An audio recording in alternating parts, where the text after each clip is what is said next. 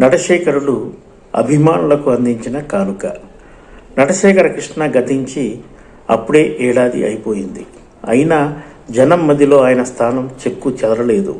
అందుకు నిదర్శనంగానే ఇటీవల కృష్ణ విగ్రహాన్ని విజయవాడలో కమల్ హాసన్ చేతుల మీదుగా ఆవిష్కరించారు అభిమానులు.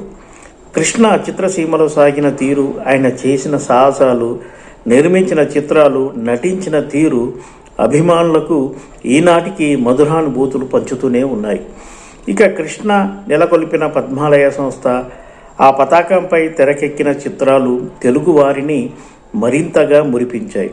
కృష్ణ పేరు తలుచుకోగానే సదరు పద్మాలయ సినిమాలే ముందుగా గుర్తుకు వస్తాయి. నవంబర్ 15న కృష్ణ వర్ధంతి. ఈ సందర్భంగా కృష్ణ, ఆయన సోదరులు పద్మాలయ పతాకంపై చేసిన సాహసాలను ఓసారి గుర్తు చేసుకుందాం. కృష్ణ, ఆయన సోదరులు జి హనుమంతరావు, జి ఆదిశేషగిరిరావు నెలకొల్పిన ప్రముఖ చిత్ర నిర్మాణ సంస్థ పద్మాలయ. కృష్ణ చిత్రసీమలో ప్రవేశించే నాటికి ఎన్టీఆర్, ఏఎన్ఆర్ అగ్రశ్రేణి కథానాయకులుగా రాణిస్తున్నారు. వారి తరువాతి స్థానంలో కాంతారావు, జగ్గయ్య అలరిస్తున్నారు. కృష్ణ అడపాదడపా సోలో హీరోగా అలరించేవారు. తమ అన్నయ్య కృష్ణను కూడా టాప్ స్టార్గా చూడాలని హనుమంతరావు, ఆదిశేషగిరిరావు భావించారు. అందుకోసం ఎన్టీఆర్, ఏఎన్ఆర్ అనుసరించిన బాటలోనే తాము పయనించాలని తలచారు. ఎన్టీఆర్ తమ ఎన్ఏటి పతాకంపై తన అభిరుచికి తగిన చిత్రాలను నిర్మించి, నటించి జనాన్ని అలరించేవారు. ఇక ఏఎన్ఆర్ తన గురు సమానులైన దుక్కిపాటి మధుసూదనరావుతో కలిసి అన్నపూర్ణ సంస్థను ఏర్పాటు చేసుకొని అందులో తనకి తగిన చిత్రాలను ఎంచుకొని నటిస్తూ ముందుకు సాగారు.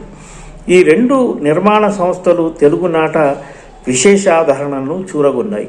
దాంతో తమ అన్నయ్యను స్టార్గా నిలపడానికి కృష్ణ సోదరులు తమకు ఓ నిర్మాణ సంస్థ ఉండాలని భావించారు. తత్ఫలితంగానే 1970లో పద్మాలయ సంస్థను ఏర్పాటు చేశారు. ఈ సంస్థ ద్వారా వెలుగు చూసిన తొలి చిత్రం అగ్ని పరీక్ష. ఇది నిజంగానే కృష్ణ సోదరులకు అగ్ని పరీక్ష పెట్టింది. సినిమా అట్టే అలరించలేకపోవడంతో తొలి ప్రయత్నంలోనే చేదు అనుభవాన్ని చవిచూశారు. ఇక తొలి తెలుగు కౌబాయ్ కృష్ణ అంటే ఇప్పుడు పద్మాలయ సంస్థ తీసిన మరో చిత్రం గురించి మనం చెప్పుకుంటే, తమ తొలి ప్రయత్నం అగ్ని పరీక్ష బెడిసి కొట్టడంతో ఈసారి తప్పకుండా వైవిధ్యమైన కథాంశంతో ముందుకు పోవాలని భావించారు కృష్ణ సోదరులు. అప్పటిదాకా మాస్ను ఎన్టీఆర్ ఆకట్టుకునేవారు. ఆయన నటించిన పౌరాణిక, జానపద, చారిత్రక, సాంఘిక చిత్రాలు ఆబాల గోబాలాన్ని అలరించేవి.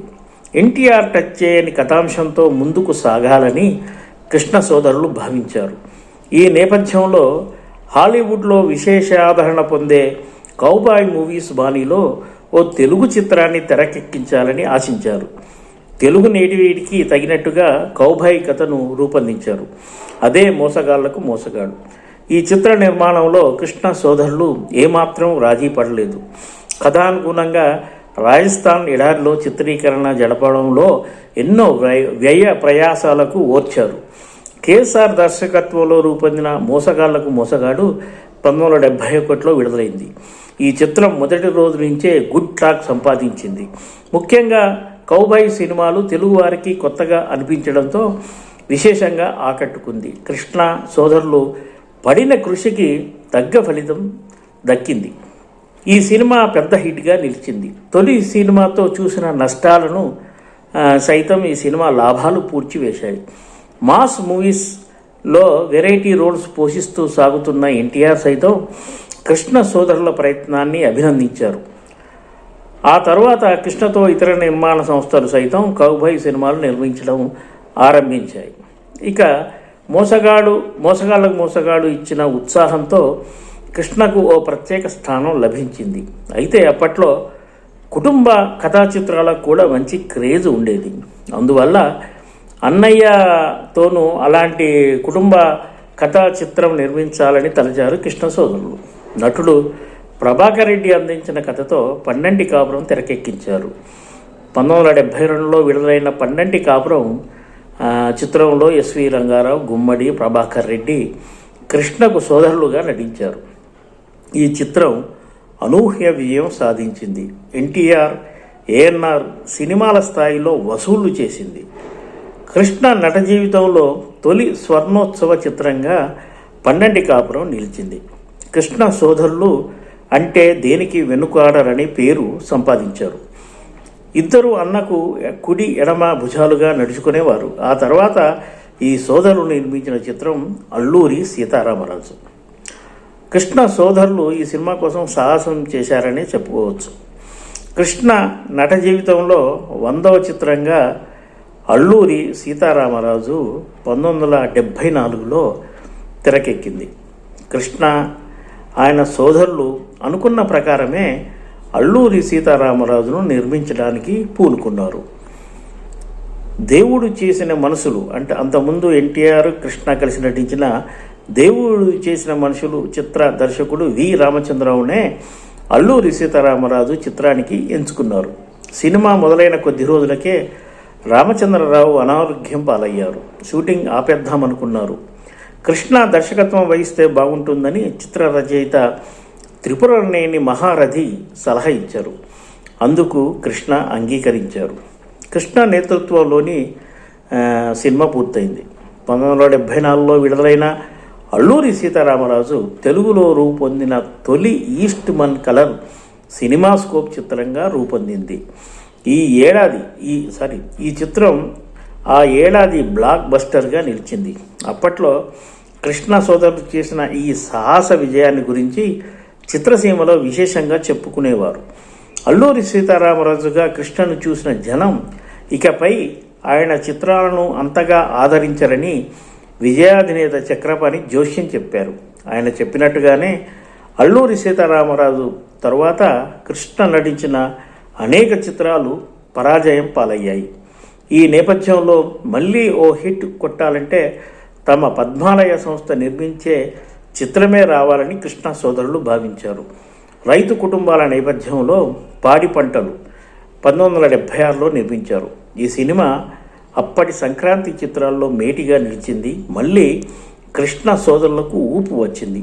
ఆ ఊపులోనే కురుక్షేత్రం చిత్ర నిర్మాణం చేపట్టారు. అల్లూరి సీతారామరాజు నిర్మాణం తర్వాత ఎన్టీఆర్, కృష్ణ మధ్య పొరపచ్చలు వచ్చాయనే ప్రచారం జరిగింది.